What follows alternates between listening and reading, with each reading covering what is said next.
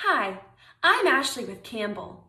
Thanks for investing your time to help your community be a great place to live.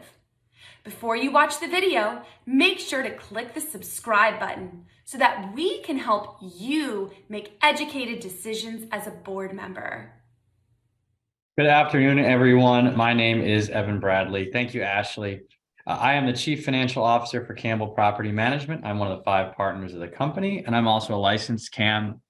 And I work very closely with some of our largest clients on the major issues facing their associations and their budgets. And we all know how important insurance is right now to every association's budget. So for those of you not as familiar with Campbell Management, we have been in business since 1953 and manage over 400 condominium and HOA clients right here in South Florida from Dade to St. Lucie counties. Our guest speaker with us today is Paul Mack of Assured Partners.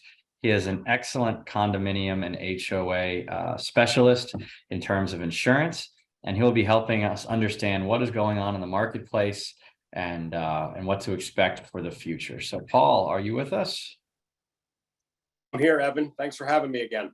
Yeah. Would you like to introduce yourself and the firm a little bit? Yeah, I will. Thank you. You did a pretty good job, but I've been doing this for almost 30 years now, and this particular marketplace is the most challenging I've ever seen by far. Assured Partners has over 3,000 condominiums in Florida alone. So as you mentioned, this is our specialty. We do a lot of community association insurance. Right. So just a reminder for everyone, this is not legal advice. If you have questions about your specific community, please reach out to your agent, your management company, or your attorney. Please do take advantage of the Q&A, but try to limit it to questions about the presented course material today. Questions about your very unique and specific association are going to be beyond our scope. So with that, we're going to jump in. Here's a little biography about Paul and his contact information. So if you feel like you need to talk to another agent, please reach out to him. And then here is our agenda for the day. So we're going to start with a lot of basics about how association insurance works, because it is different than some of your other vendor relationships. And I think there's some confusion about how insurance is bid out, at least when we looked at the registration questions. We're going to talk about the state of the market and give you an update on that. Talk about what to expect for the rest of 2023 and a little beyond. What, if anything, can be done to reduce rates. And I think all we're probably really talking about at this point is reducing increases. I don't think anyone's able to reduce rates, but we'll get into that. There has been some legislation that we hope, fingers crossed, will have an impact. Paul will talk about how he thinks that may or may not help. And then how do we communicate and plan when we're facing increases like this? And with whatever time we have left, we will have a Q&A. So getting into it, what are the basics of the insurance market? So Paul, what insurance must the association carry? And then is there any option to be self-insured? So all associations have property insurance, which is a policy that covers all the improvements in the association, the buildings and any other improvements that are there, such as guardhouses and pool houses and sports courts and that sort of property. Then we have third-party policies that protect the association from liability claims. Third-party lawsuits from things like slip and falls are the most common, animal bites, that sort of thing. They also carry directors insurance to cover the D's and O's, and also the management company and the managers for things that decisions they make that they could be sued for. Look at it as management malpractice. And then they also have policies for fidelity insurance. Condo law requires that they carry fidelity insurance. All the money that is held in bank accounts for operating funds, reserve funds, that money needs to be bonded by an insurance company in case they're hacked into or it's stolen internally. We have excess liability, umbrella limits for catastrophic loss, like God forbid, a wrongful death or a shooting or something on the premises that picks up catastrophic claims. Those are the big policies that most associations carry. And regards to self-insurance, it comes up a lot right now because we're seeing such steep rate increases.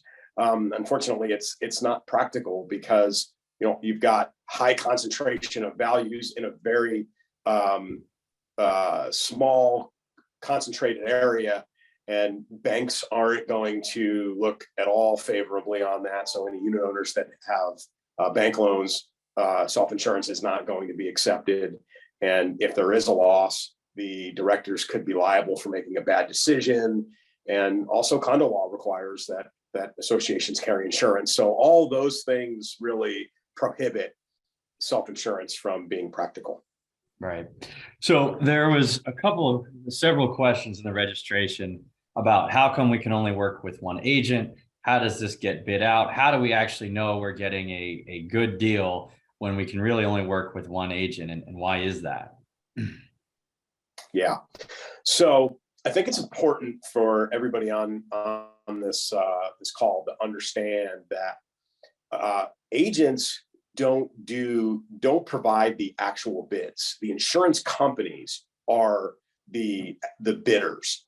And because Florida, like all states, have regulation, an insurance company can't sell their products unless it's through a licensed insurance agent.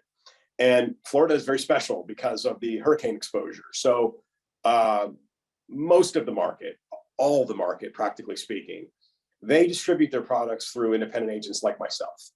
So the insurance companies are doing the bidding. They have to sell the product. It has to go through a licensed insurance agent. And the insurance companies will only deal with one insurance agent at a time, because sometimes it's perceived that the agent will do the bidding, but we don't. We're the conduit. What our role is to make sure that we've approached all these insurance companies that can be a possibility. We approach them with good, clean data.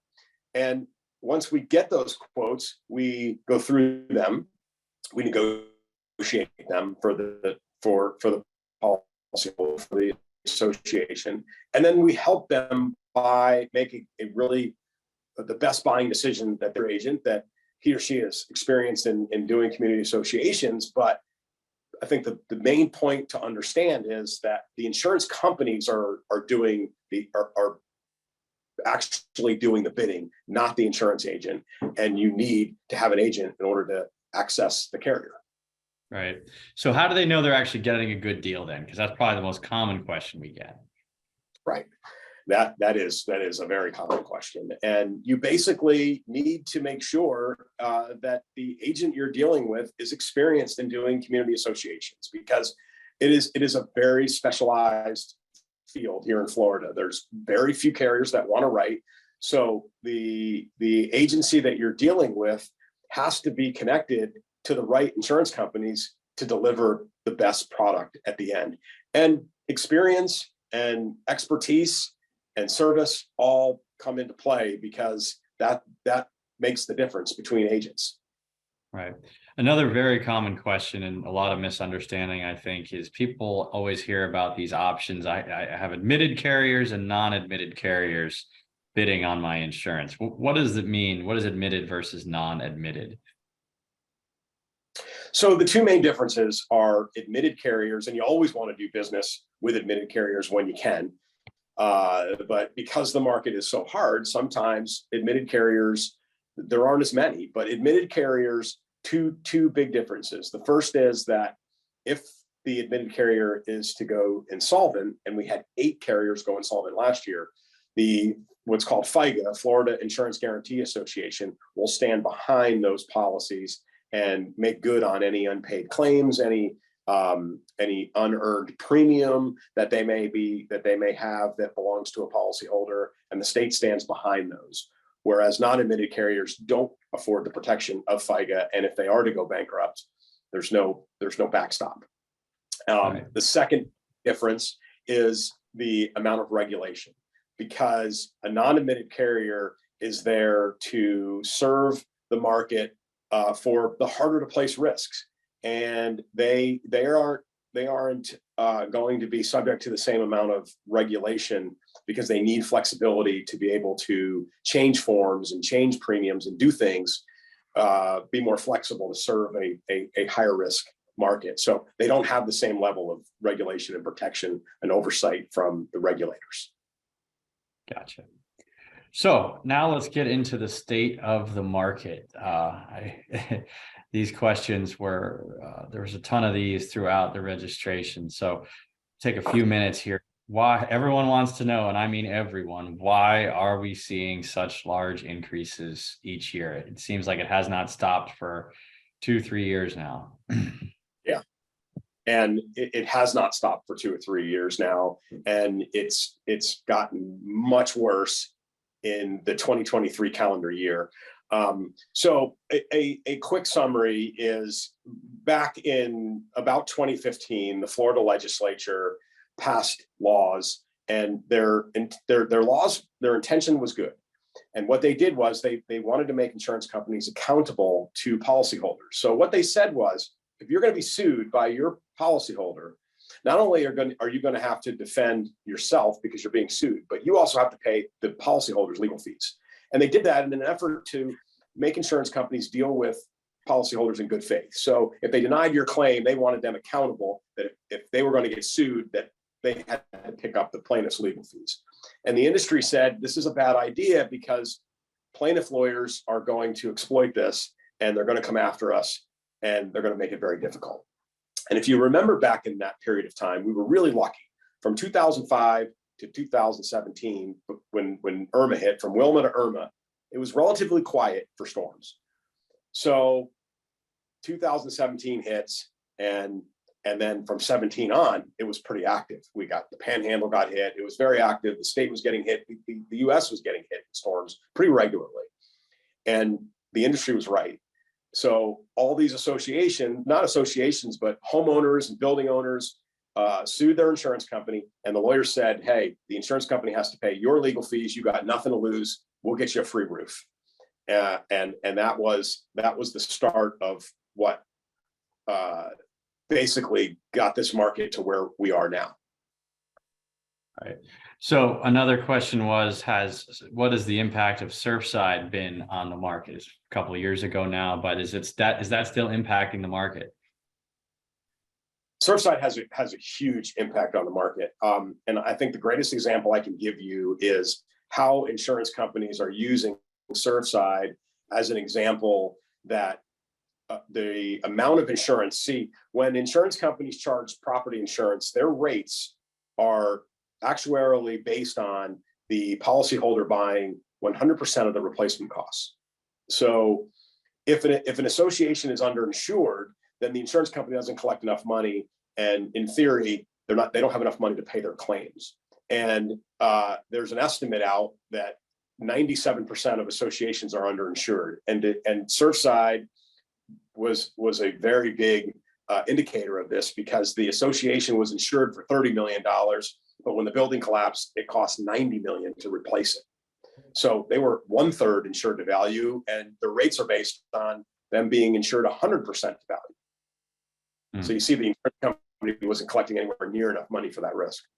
Right. So that has forced a lot of reevaluation, I assume, of the property values, which inherently will drive up, even if the premium doesn't go up, or the premium will go up, even if the rate didn't go up. The premium goes up just because the value is that much higher. That's what's happening now.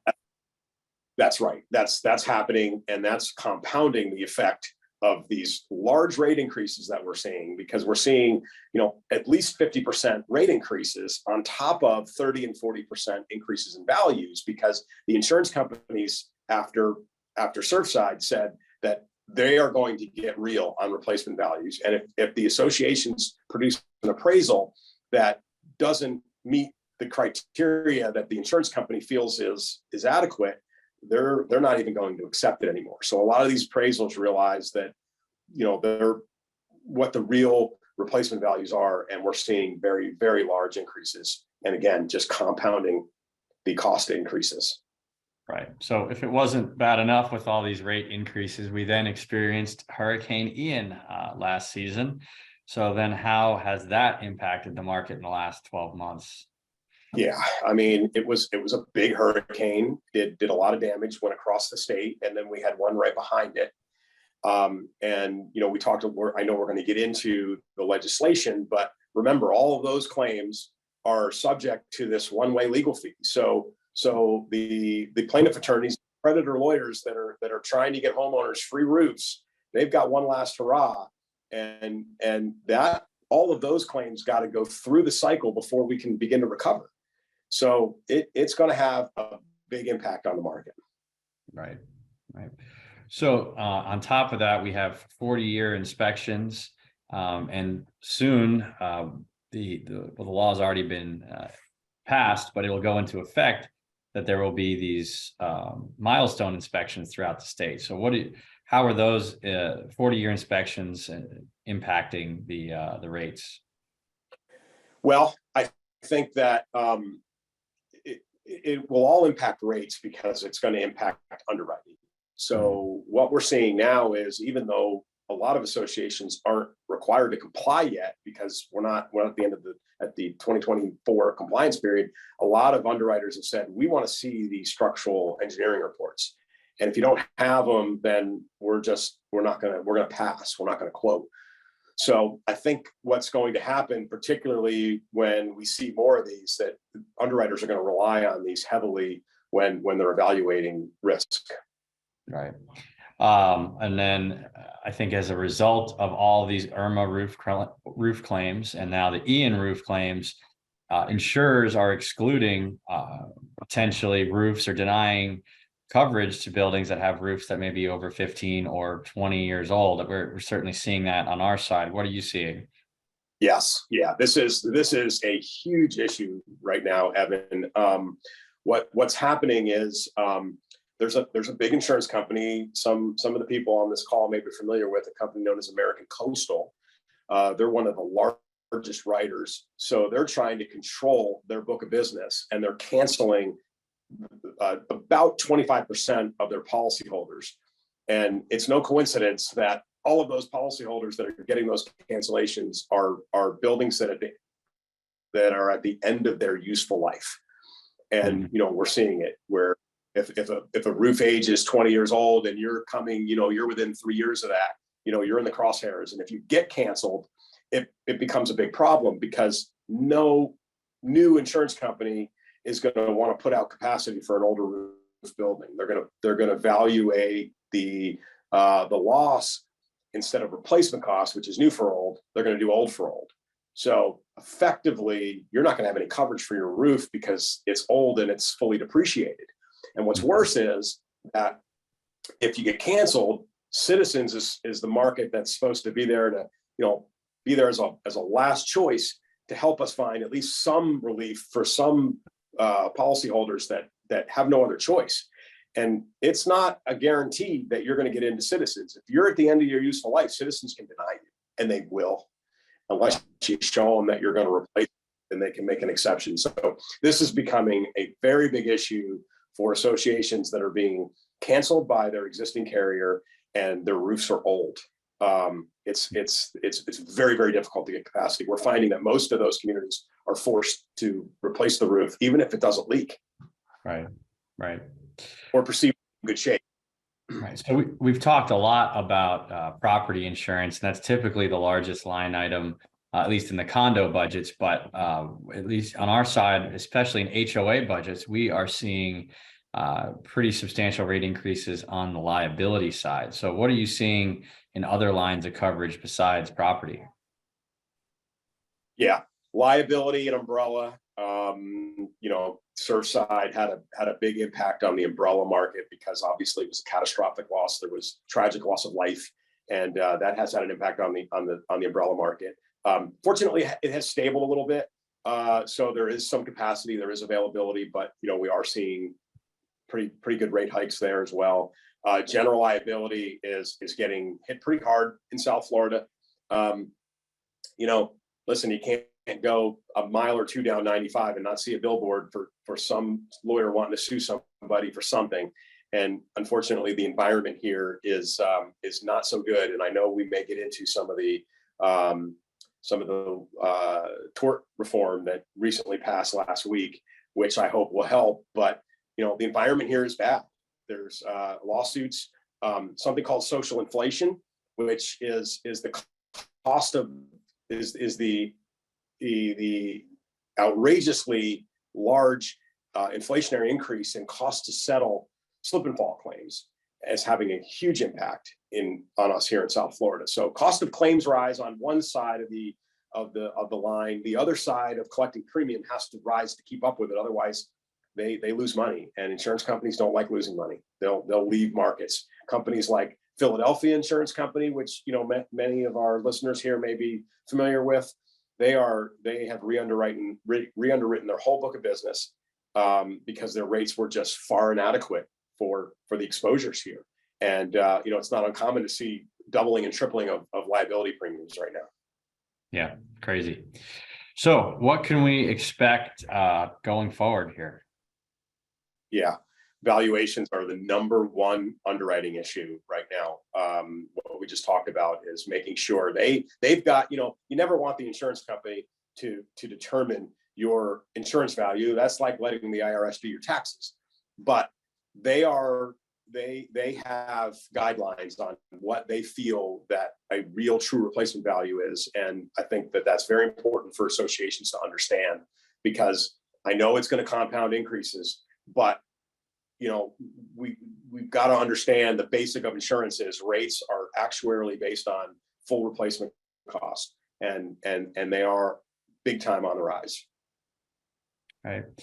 What else are you seeing in terms of exclusions, changes in terms of these policies? What else is going on out there we need to be aware of?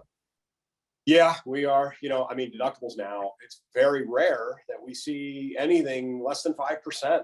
And in some cases, when we're dealing with non-standard companies, wind deductibles can be as much as 10 and 15%. It's not that common, but we are seeing that. We're seeing the deductibles for all the other perils like water damage go. It's not uncommon to see water damage claims, like if a pipe breaks and we've got drywall damage that needs to be dealt with. It's not uncommon to see those deductibles at $10,000 and $25,000. On the liability side, we're seeing limitations and exclusions and deductibles being put on policy. So, getting back to what we talked about before, that's where a agent that understands community association has the greatest value to a community, because that agent can help negotiate and help explain and make sure that you are getting the best deal. If you've got any claims and you have open claims, it's going to be very difficult to find insurance companies that are going to be interested in writing this. So, getting the coverage in the first place is going to be difficult. Right. And then in turn, everyone, again, a very common question, what kind of increases are we looking at, throughout the year here in 2023? And do we see these big increases happening again next year? Well, yeah, I thought last year when in 2022, when we had back-to-back increases of 20 and 30%, that we were getting to the top, and I was wrong. And basically what happened in the beginning of the year, so reinsurance is insurance for the insurance company. So most of the companies that write property insurance can't take on all the risk. If you just look around in South Florida, there's so much exposure, there's so much development. Every square inch is being built out. Construction costs are on the rise. So they can't take on all these billions and billions of dollars of risk. So they lay it off to the big companies. Well, they have dramatically decreased their capacity that they assigned to South Florida because they're losing money. So the only limited capacity that was left said, if we're going to stay here, we are going to get rate adequacy. And we know that people are insuring the value. So we're going to include all those factors in. And rates have just skyrocketed in the beginning of the year to minimum 50 to 70% increases is what we're seeing now. And that doesn't include when you get an appraisal and the appraisal value goes up 30, 40%. So it's not uncommon now to see 100% rate, premium increases over last year. Unfortunately, that's where we're at right now. And very few cases in between. where we see any increases that are less than 50%, unfortunately. Wow. And then there's some people asking about declines. They're mentioning their condo was declined. Are you seeing a lot of just straight declines, and do you actually have clients that are not able to place coverage? Yes, unfortunately, we do. There are some that, and as I mentioned, if you get canceled, that's a big trigger. If a carrier, and I'm not talking about there's compliance notices, so don't get alarmed if you get all these notices from your insurance company. But talk to your agent and get your agent's advice that he or she should know if the carrier is actually canceling the policy. But that's a big trigger. If the property carrier says that they're canceling your policy, be prepared for a larger than average increase, because there's nobody that's taking new capacity, and you're probably being canceled for a reason. Maybe if you consider, if your roof is old and you redo it, but we're coming up on hurricane season now, so the private markets generally will continue to decline. Perhaps Citizens will make an exception. And if you can show them that you intend to replace your roof, show them a signed contract, show them a deposit check and an estimated start and completion date, they may make an exception for you. But it's still going to be a very, very large increase over what you were paying. Right.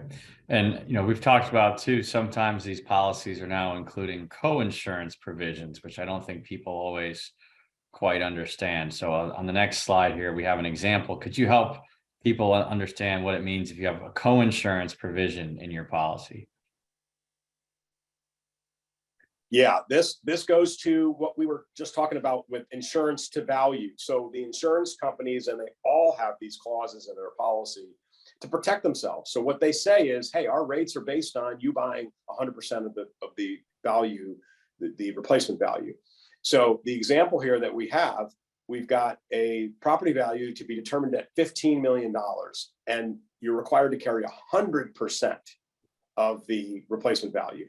And the trick of this is we generally don't know what the insurance company's definition of full replacement cost is until you've presented them a loss. And then at that point in time, they go in, they do their own appraisal, they determine what we have a insurance policy for $10 million.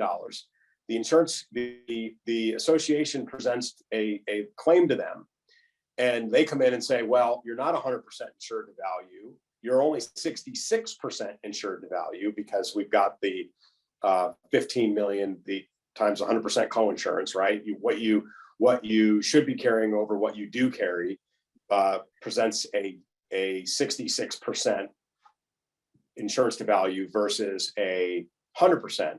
So basically the difference is 1/3, and that 1/3 comes off the claim. So that's how co-insurance works. They take what you should have carried over what you do carry, and they take that percentage off of what they pay you, because in the example here, we've got a co-insurance penalty of $660,000. Right. And after deductible, you see here, we lose $340,000 because of a co-insurance penalty. Right. Right. So yeah, had they been fully insured on $1 million claim with a $500,000 deductible, they would have got $500,000. But because they only get 66% or 2/3, as you explained, of the loss, they only get 600. The claim's only worth 660. Then they have their $500,000 deductible. So they only actually get 160. That's how you get to the 340 loss. So that co-insurance can add up very quickly, particularly as your values get higher and higher. So. Right. So in your example, go ahead. No, go ahead. Finish your thought. Yeah. And your example here, the arithmetic is easy because the claim's at $1 million. So basically, the simple formula is the amount that you are not insured to the value is 1/3. Well, 1/3 comes off the claim. Right. So is there any way to reduce rates, and probably not in this market, but is there any way to at least reduce increases possibly?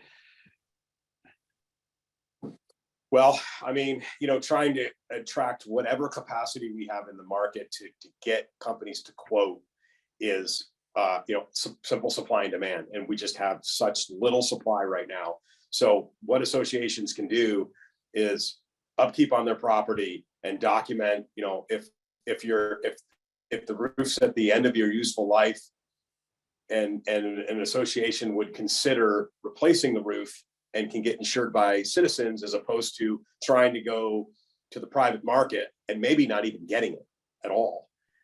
That's one way we can do it.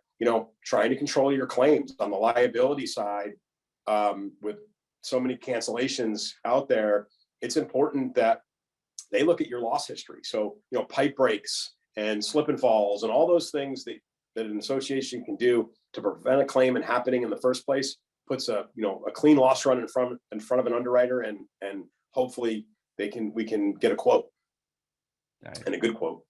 Mm-hmm.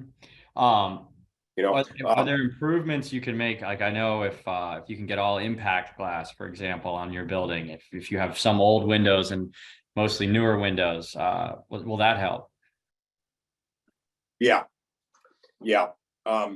Insurance companies want to see 100% of a building in compliance with impact glass, or at a minimum, the Miami-Dade approved or FBC, Florida Building Code approved shutters, in order to model it and consider it, protected.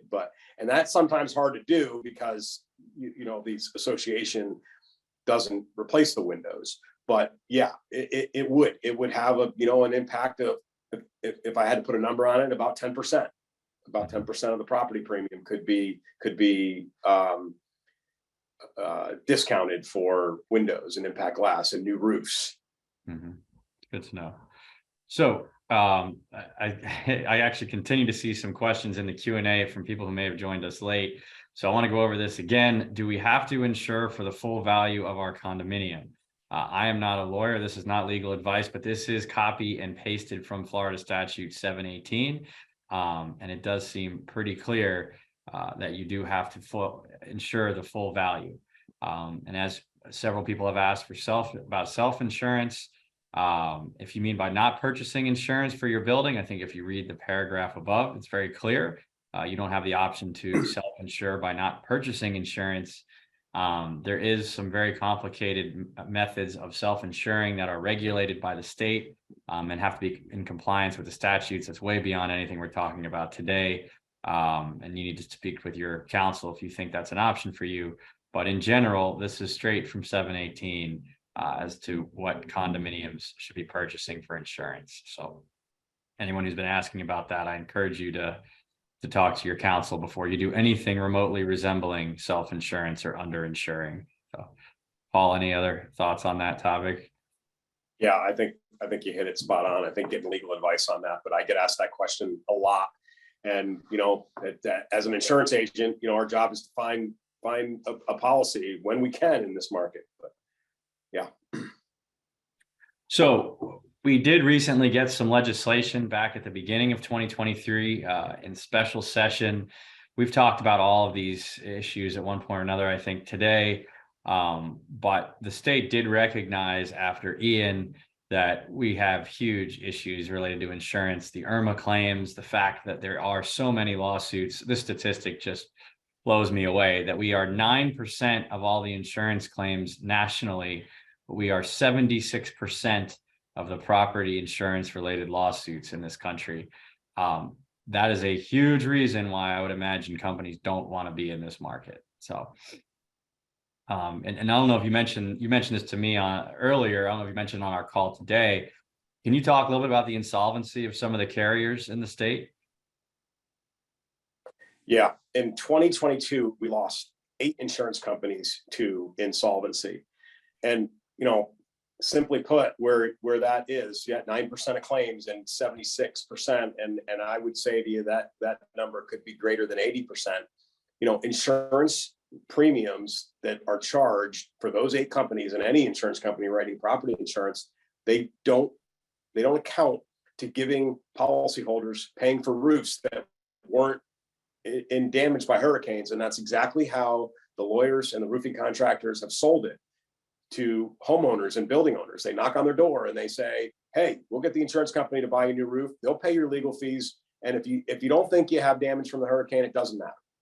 Right. Rates were not they're not charging rates based on that, and they're being forced to pay and pay for new roofs, and that's what's bankrupting them. Right. And we've been talking about Citizens a lot. They are now the #1 homeowners insurance carrier in Florida, which is not helpful for competition, not helpful for rate relief. So no, because when this happened after Wilma, the state did everything they could to create a competitive market, and we had a very competitive market, probably too competitive, because the rates that were being charged were just inadequate for the risk, and insurance companies knew that, but they did it anyway because it was a competitive environment. And we're back now, unfortunately, to Citizens having over 1 million policyholders. And when they were at the bottom, when they did a really good job to create a competitive market, their policy count was under 300,000. So it's tripled because of where we are, and it's only going to get worse before it gets better. Right. So I don't know that we want to go over all this in a lot of detail, but in general, there were some big picture things that came out of this legislation in early 23 that should, in theory, help. So what were those, and do you think they're actually going to help? Yeah, I do. The big things on here are the one-way attorney fees and the assignment of benefit that you have on there. So, assignment of benefit was put into place to really for healthcare on health insurance side, where if an insured went to the doctor and the doctor wanted to get the benefit from the health insurance company, then the policyholder could sign that benefit over to the doctor, and the healthcare provider could legally petition the insurance company for the benefit, take the policyholder out of the equation. And that was used to the advantage of predator type of lawyers and water restoration companies and roofing contractors, and that's finally been eliminated.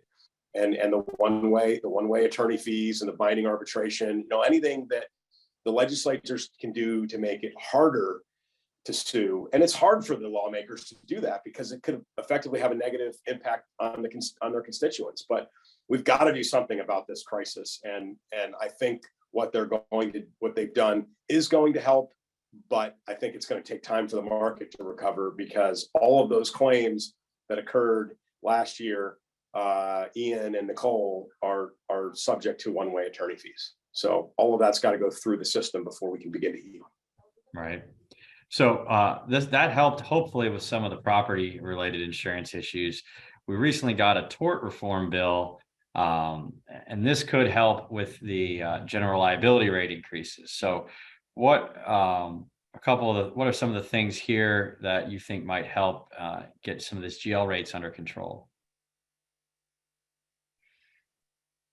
Yeah, I think that the 2-year statute of limitations, I think that will have a big, hopefully a big impact. No one will know until we do. But, again, it's hard for legislators to do this because it's perceived that they're giving the insurance company the upper hand. But, we've got to do something to control the amount of lawsuits that are being filed. And we've got to try and create an environment where insurance companies can charge a reasonable rate to our insureds and try and create some capacity to write the business in the first place. Comparative negligence is a defense that insurance companies can use. So hopefully all of this will help them control their costs to close and settle claims. And if they can do that for less money, then that will in turn lower premiums. Right. So, yeah, this is just very recent. This just happened in this session. So there's a lot of runway left, like you said, of old claims before we see what kind of impact this has. So a lot of people want to know, did the legislature cap rates? Are they going to cap rates? Did any of these bills do anything to directly affect the pricing? And the short answer is no. There is nothing in any of these bills that caps rates, caps increases. There is no price fixing in any of these bills. The hope is that these market reforms will reduce the cost of claims, reduce the amount of claims, and hopefully bring some competition back into the marketplace. But any other thoughts, Paul? Yeah, Evan, it's a very, very sensitive, I get asked a lot, why isn't Tallahassee cutting these rates? Why can't they force these insurance companies? They're ripping us off. A lot of these insurance companies that didn't go bankrupt last year that are still writing, they're struggling to make money here. And if they don't right the ship, they're not going to stay here. They're not going to continue to write business. So if the state steps in and drops an iron fist and says, you're going to cut rates for our policyholders, and those companies exit the state, that business, that exposure has nowhere to go except Citizens. And if Citizens takes on all this risk and they can't buy reinsurance and there's a claim and they don't have the money, it could potentially bankrupt the state. So it's a very delicate situation. I mean, they can't come in here and demand that what they need to do is create an environment to make insurance companies succeed so that we can return to a market of competition and let the competition drive the cost down. Right. So, unfortunately, I wish we had better news to deliver, but we don't. So what is the best way to deliver this type of news? Well, from the management side, it's early and it's often. You want to continue to inform your residents, whether you have a monthly newsletter, your monthly board meeting, however you're in communication with your people, that rates are continuing to go up, that they need to plan accordingly, that your future, that next year's budget, even though we're still only halfway through 23, not even yet, you'll start working on your budget here in 3 or 4 months probably, and you're going to have to account for substantial increases again. At least give your people the time to prepare. The earlier they hear the message, the earlier they know. Those that maybe cannot afford it or are going to struggle will have to work through how they make ends meet. Some people may want to sell. Some people, may need to do other things, but the more notice that you give them of these increases, the better. I also strongly recommend having the professionals deliver this message. You're a volunteer board member. You're not an insurance expert. You do not have to be the bearer of bad news. Let the experts like Paul, who understand this market inside and out, explain what's happening, explain why the rates are going up, explain what other markets they went to. Everyone wants to know, how do you get the best deal? The agent can tell you all the markets they went to. They can tell you the markets that declined. They can tell you that you may have only had one option, period. They can show you, on paper, all the declinations. So people can see they really did go to 5, 10, 15 options, if there are that many. There probably aren't anymore. And we only got 2 quotes, and one of them was twice as high as the one we're getting. So let the agents who understand this explain it to your residents and let them ask the questions. You don't have to try to be the expert on this and then also be the punching bag for all the frustrated residents when at the board meeting. And at the end of the day, I know it's been painful. I know these rate increases are painful, but condo insurance is still a pretty good deal, especially when you look at it in terms of what a waterfront single family home on the intercoastal or barrier island has to pay for their insurance. Just an example, condo has a $1.7 million policy, 1,100 units. You're still under $2,000 per unit. If you were in the same location in a single family home, it's probably higher now. You're looking at a minimum $6,000 to $12,000 for the same coverage. So condo living is still way ahead of single family home living when you factor in the location. It's hard to feel that way as you see these rates going up, but you're still way ahead of your single family homeowner counterparts. So try to keep some of the good in mind. Any other thoughts, Paul, on how to communicate? Yeah, Evan, I think here your agent can be of tremendous value to a community. And I would add to what you're saying is what is very important is transparency. And you've got to get the feeling that your agent is being very transparent with you, because too many times I get phone calls that, we got hit with this at the last minute. The agent told us that he or she didn't have the quotes, and they waited till the day before and they hit them with a giant increase. And it doesn't have to be that way. Do I have my firm binding quotes to my clients, 30 days out? No, but I can tell my clients within a pretty good framework of where I expect their renewals to be. And I can say, you can expect that this increase is going to be somewhere between, 50 and 60%. We can talk about that a month, 2 months, 3 months ahead of the renewal date. And as you say, early and often helps, because there's no reason for an association to be learning about this at the last minute. And what you said about bidding out and looking at those options. Maybe you only got one option or two options, but it should be in the renewal proposal that you get from your agent, that what markets that they covered, what insurance companies, and what those insurance companies said, because really that's what you can lean on, that you did shop. And that's what, and what the content that's in there are these real insurance companies that you went to get declinations, all of that. That's really where the agent has the most value to a community, to make sure that, to be transparent and to make sure the diligence that he or she did to make that they're putting in front of you, recommending, is the very best that's out there when an increase is that big.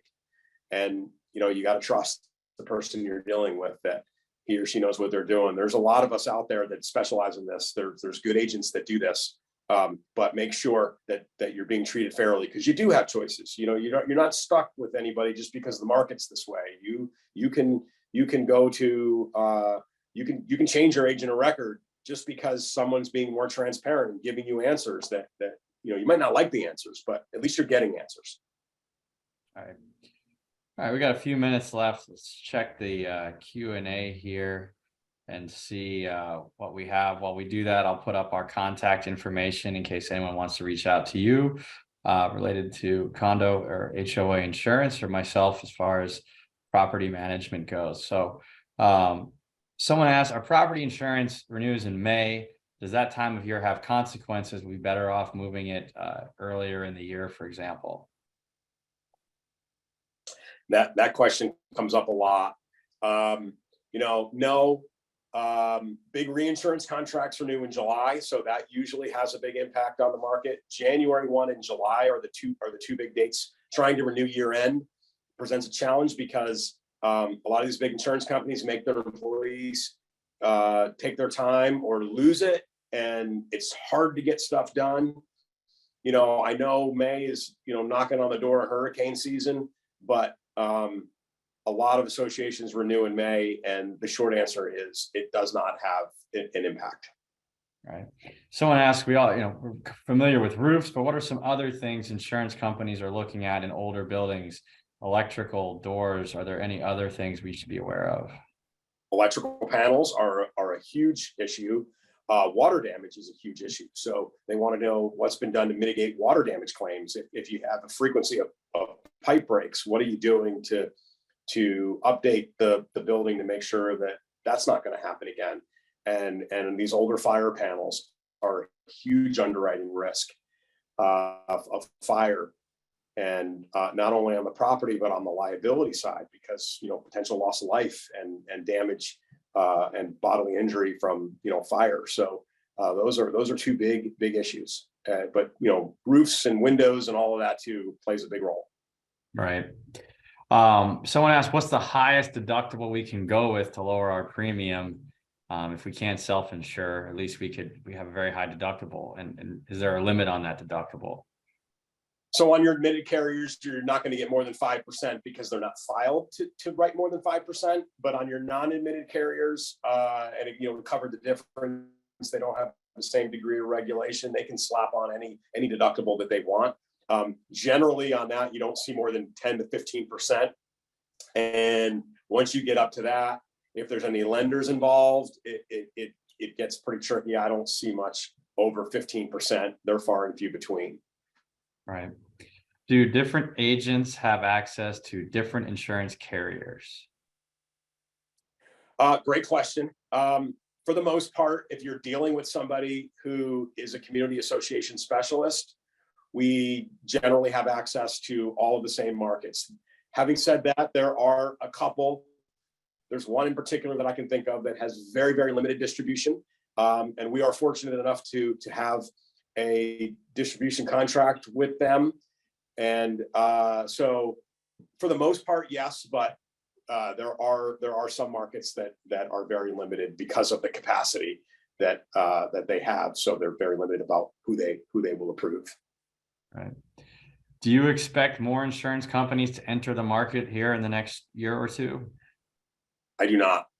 I think most of these insurance companies are wanting to see what is going to be kind of the norm for rate adequacy. They want to see where the insurable values are going, and they want to see if the legislation is really going to have an impact, and they want to see results improve before they get in. But if all that happens and all that we get rate adequacy, we start seeing the insurance to value numbers go up, and we start seeing the number of lawsuits come down, and we start returning to some sort of a profitable environment, then I think you can assume that we will get more capacity in the market. That's one thing. Insurance are greedy. They want to make money. And this is a place where no rates anywhere in the country are anywhere near what our rates are.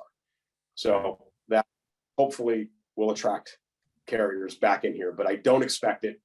I certainly don't expect it this year. Maybe if everything was really good, and I'm a lousy at predicting, Evan. So I predicted that, after last year, we were at the top of the market, and I was wrong. So, but maybe if by the end of next year, we start to see some relief, that's my prediction. Right. Are metal roofs viewed more favorably with the insurance carriers? They are not. No, that comes up a lot too. That's a good question. I mean, they last longer. They have a longer useful life, but in terms of holding up during a storm, there is no favorable rate given to a metal roof. Gotcha. Will they let you keep a metal roof longer than a tile roof or some other type of roof? Yeah. Or is it, yes, they don't care? No, that's an advantage to an association, because it's going to last longer. So you're going to be able to pass underwriting it's going to have a longer useful life. All right. Let's see. I heard, yeah. Are you familiar with the issue of the, it's not vinyl plumbing, I think it's polybutylene plumbing.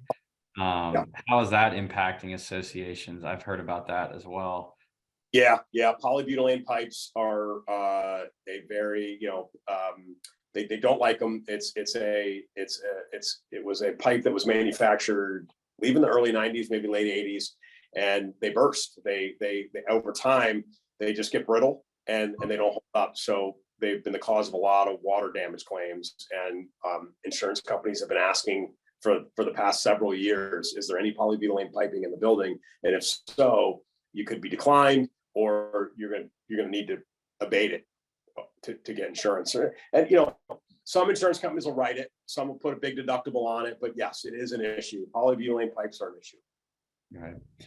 We didn't talk much about this. I'm glad it's being brought up. Flood and excess flood. Could you explain a little bit how flood insurance works, and then when and why you would tack on excess flood? Yeah, most flood policies are written through the National Flood Insurance Program, which is a division of FEMA. So the National Flood Insurance Program, the federal government's basically established the rates. And like the SBA, they work through, the SBA works through banks. The National Flood Insurance Program works through insurance companies. So they issue insurance policies with the government. There's a cap per unit that you can't get more insurance. And if you're a large building from the standpoint of a footprint, but you have larger individual units, you could reach the cap of what FEMA will give you. And let's just say your building's insured for $15 million and FEMA will only give you 10, then you got to go out and buy the top 5 from the private market. So, we actually had some thriving private flood market for some time in Florida, and the last 3 years has kind of nixed it. And those carriers that thought they could make money writing flood insurance didn't, and they exited. So I would say better than 95% of all the flood policies written are national flood through FEMA, and most of those don't need excess. But like I said, the buildings that have large square footage units could reach the max and need to go out and buy excess flood. Right. there's a few questions in here about the appraisal. So the statute says you need to have an appraisal at least once every 3 years. With the inflation we've been experiencing, costs could be dramatically higher than they were 2 or 3 years ago. So what is your opinion on how often to appraise and how that affects the rates? Can you rely on an old appraisal, basically? I mean, you can't. The problem that I see some associations doing is kind of turning the other way on what the potential coinsurance penalty is, because they just don't want to compound the increase.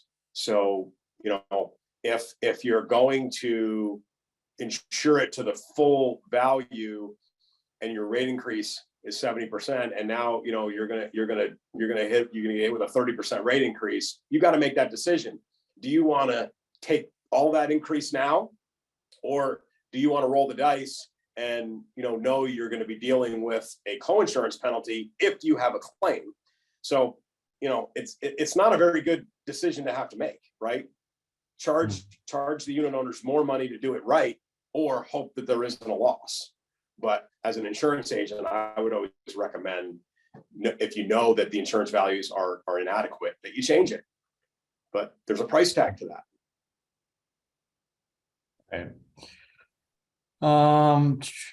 Let's see here. Has there been any impact from the recent Fort Lauderdale flooding? Have you heard or seen anything related to that? That's all through FEMA. So most of that, the federal government, the program itself, the National Flood Insurance Program, for the last 30 years has operated deep in the red. It's highly subsidized by the feds, which is the reason why you don't have much private carriers in the market, because they're subsidizing it. So they're gonna take another loss from this. And whether it's Fort Lauderdale or Nashville in years past, and we had the horrendous flooding in the Midwest, it's all under the Fed's dime. So they'll subsidize it, and until they end the subsidy, and there is talk of them doing that, and there is new changes in the program. But if they and it's tough for the federal government to do that. But if they ever decided to end the subsidy, that's when we'd be looking at big increases. And I don't see that happening right now. They're supposed to be rezoning Broward and Palm Beach counties. And they've been talking about doing this, and COVID's delayed that for years. They did it about 6-7 years ago. And some communities that were in a high hazard zone went to a low, and vice versa. So supposedly AI has, artificial intelligence has improved dramatically, and the flood, the modeling, the predictive modeling has gotten so much better that they want to do it again. But COVID has kind of set them back, and I don't know when that's going to happen. Right. All right. Well, I think we're right up against it here at 1 o'clock. So I want to thank everybody for joining us today. I wish we could get to every single question, but we'd probably be here till 3 or 4 o'clock, and want to be respectful of everybody's time. So thank you again. We will be sending out a copy of this webinar. It will be on YouTube. For those of you who asked if you could share it with other board members or residents, please do. We encourage you to do that. We thank you all for coming. We hope you found it useful, and please do take our survey so we can help improve this and other future courses. If you enjoyed the course today, we do have additional courses coming up. You can find them on campbellevents.org. That's campbellevents.org. Any parting words today, Paul? I appreciate you having me, and I hope that we provided some useful information to everybody listening, and appreciate you setting it up. Great. Thanks, Paul. Thanks, everybody. Have a great afternoon. Take care. Thanks for watching. For more great educational content, click the subscribe button now.